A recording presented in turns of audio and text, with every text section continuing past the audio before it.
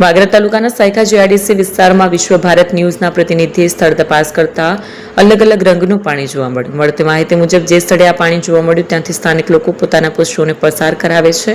સાથે જ આસપાસના ખેડૂતોની જમીન અને ખેતી પણ આવેલી હોવાથી પાણીના કારણે ખેડૂતો અને પશુપાલકોને મોટું નુકસાન થાય તેવી ભીતિ સેવાઈ રહી છે.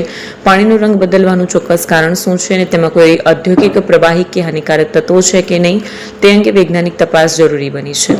હવે સવાલ એ છે કે જો આ પાણીના કારણે ખેડૂતોના પાક કે પશુધનને નુકસાન થાય તો તેની જવાબદારી કોની રહેશે? શું સંબંધિત તંત્ર આ દ્વારા સ્થળ પર પાણીના સેમ્પલ લઈને તાત્કાલિક તપાસ કરવામાં આવશે? રિપોર્ટર બલવંત રાઠોડ, જંબુસર. નમસ્કાર દર્શક મિત્રો, હું બલવંત રાઠોડ, જંબુસરથી. વાગરામાં સાયખા જીઆઈડીસીની અંદર જે પ્રદૂષિત પાણી ઠેર જોવા મળ્યું છે. આજે અમારી સ્થળ નિરીક્ષણ વિશ્વ ભારતની ટીમ સ્થળ નિરીક્ષણ કરતા દરેક જગ્યા ઉપર કોઈક જગ્યાએ લાલ પાણી છે, કોઈક જગ્યાએ ભૂરું પાણી છે, કોઈક જગ્યાએ કંઈક અલગ અલગ પ્રકારનું પાણી જોવા મળી રહ્યું છે. આજે હું તમને એક અહીંયા આગળ જે માલધારી ઢોરો ચારે છે એની સાથે આપણે વાત કરીશું. એ શું કહેવા માંગે છે? શું કહેશો મોટાભાઈ? તમારે અહીં ઘરે કેટલા સમયથી ઢોર ચારો?